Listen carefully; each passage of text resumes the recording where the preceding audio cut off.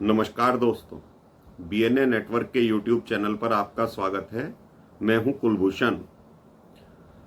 कल अरविंद केजरीवाल विपचाना से लौटकर दिल्ली पहुंच जाते हैं और ट्वीट करते हैं कि 10 दिन मुझे बड़े शांति के मिले और अब मैं दिल्ली वासियों की सेवा करने के लिए वापस आ गया हूं।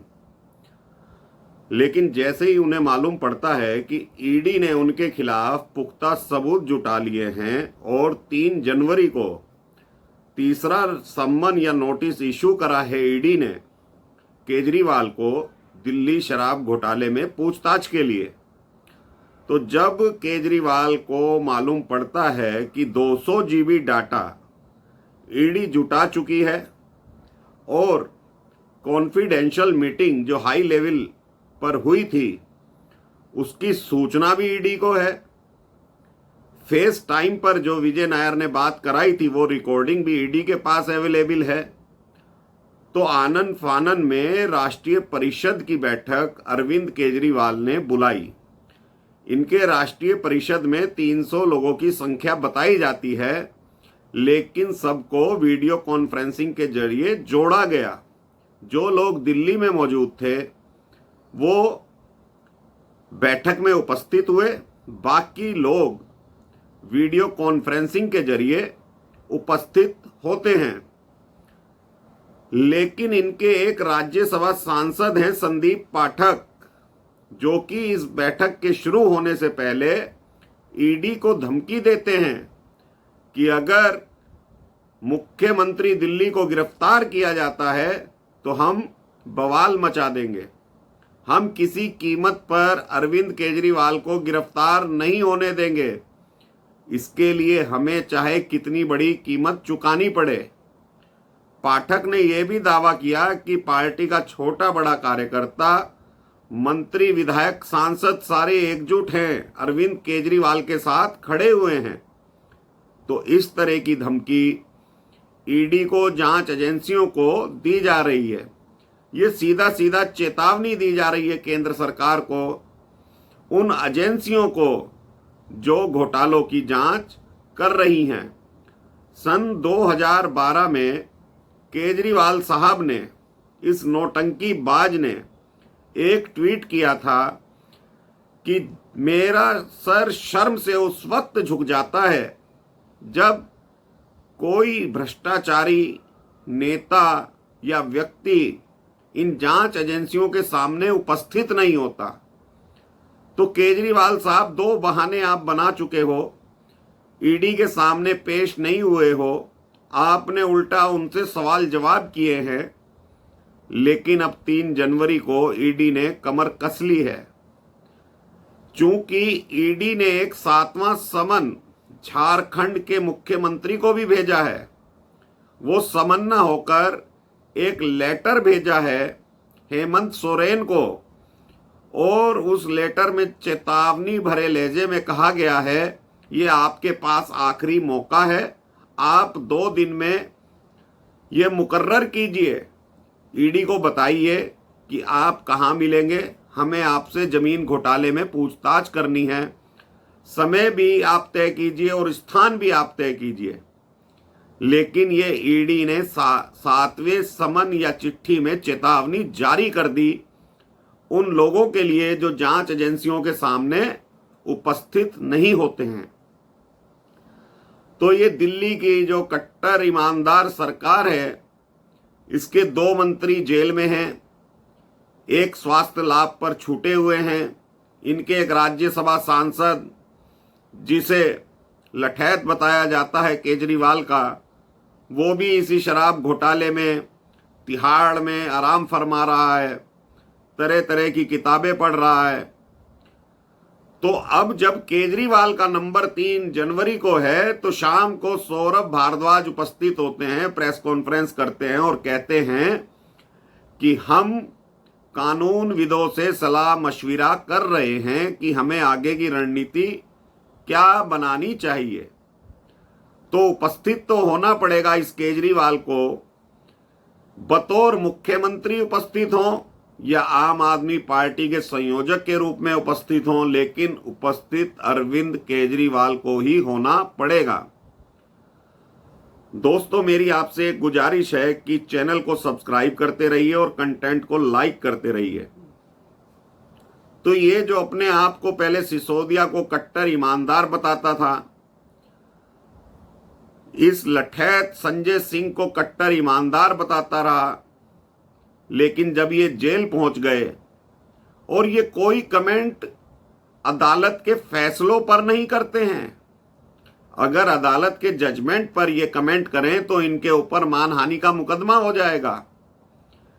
लेकिन ये जनता को बरगलाने के लिए कहते हैं दिल्ली में कोई शराब घोटाला हुआ ही नहीं है। कोरोना काल में एक हाई लेवल मीटिंग ऐसी हुई है जिसमें राघव चड्ढा भी शामिल था। ईडी की एक चार्जशीट में राघव चड्ढा का भी नाम है, लेकिन अभी वो जांच नहीं हो रही है। उसमें पंजाब के आबकारी आयुक्त भी आए हुए थे, मनीष सिसोदिया के यहां वो बैठक हुई। तो ये जो इन्होंने धन वसूली करी है, उससे चुनाव लड़े हैं अन्य राज्यों में जाकर। सुप्रीम कोर्ट ने भी 338 करोड़ रुपए का ये घोटाला मान लिया है। उस पर कोई ये व्यक्ति प्रेस कॉन्फ्रेंस नहीं करते, इनका कोई प्रवक्ता आकर नहीं बोलता कि सुप्रीम कोर्ट ने क्या कहा है, निचली अदालतों ने क्या कहा है, हाई कोर्ट ने क्या कहा है। लेकिन दिन भर जनता को बरगलाते हैं कि हमारी आम आदमी पार्टी राष्ट्रीय लेवल की पार्टी बन चुकी है, तो मोदी घबरा गए हैं, भाजपा घबरा गई है।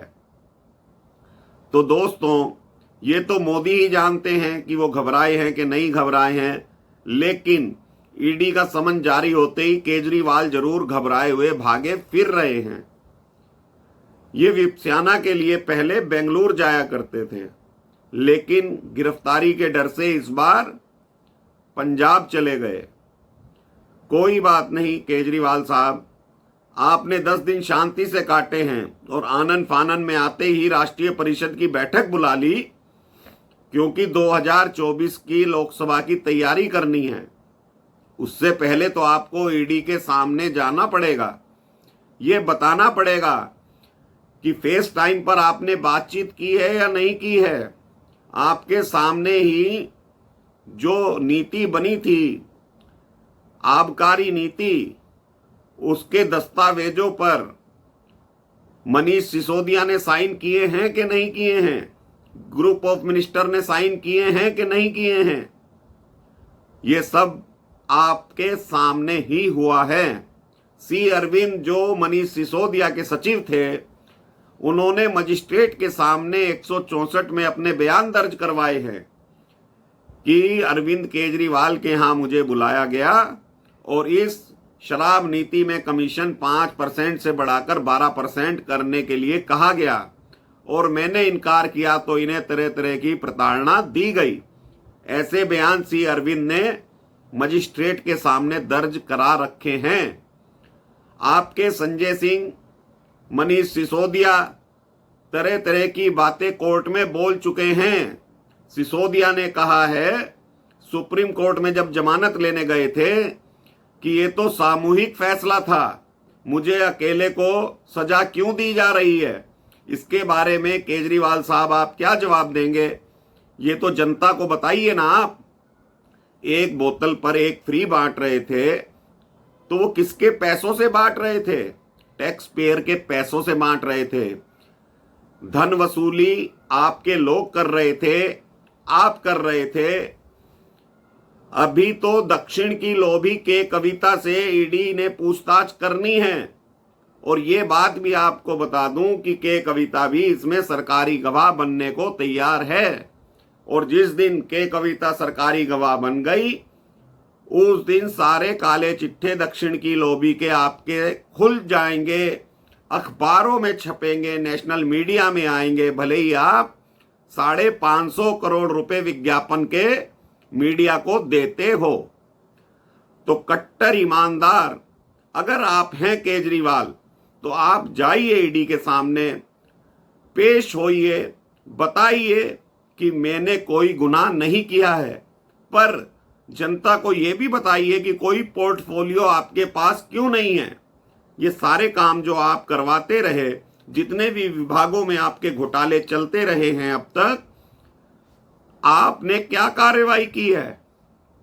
आपने विजिलेंस विभाग जब आपके पास आया, जब सुप्रीम कोर्ट का आदेश आया था, तो आपने तो फाइलें ही चोरी करवा दी थी। जिन लोगों ने फाइलें चोरी की थी केजरीवाल साहब, उन लोगों के खिलाफ आपने कोई कंप्लेंट FIR दर्ज की है?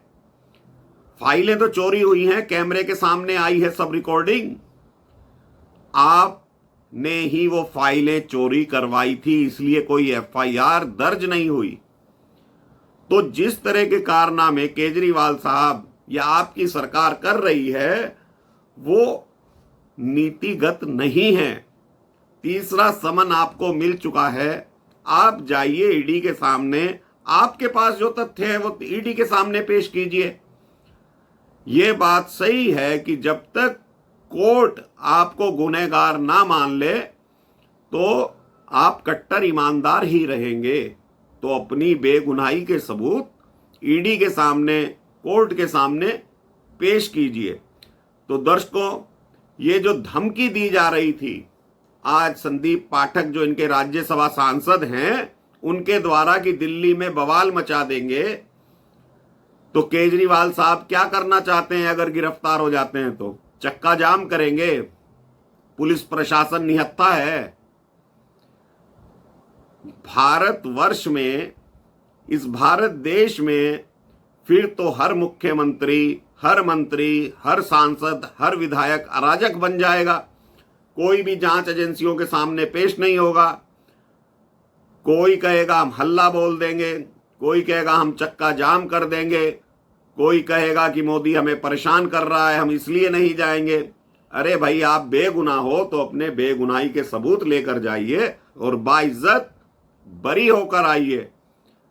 तो मेरे यही गुजारिश है कि 3 जनवरी को केजरीवाल साहब आप अपनी बेगुनाही के सारे दस्तावेज लेकर जाइए और ईडी को बताइए कि जो आपने मेरे ऊपर आरोप लगाए हैं वो सरासर गलत हैं और मेरे बेगुनाही के सबूत आपके समक्ष हैं। तो आपकी गिरफ्तारी क्यों होगी? लेकिन ये तो ईडी कह रही है कि 200 GB का डाटा अवेलेबल है, सारी कॉल डिटेल्स मिला ली गई हैं, लोकेशंस मिला ली गई हैं कि केजरीवाल साहब, मनीष सिसोदिया, सत्येंद्र जैन, दीपक अरोड़ा, दिनेश अरोड़ा ये एक साथ बैठकर मीटिंग करते थे।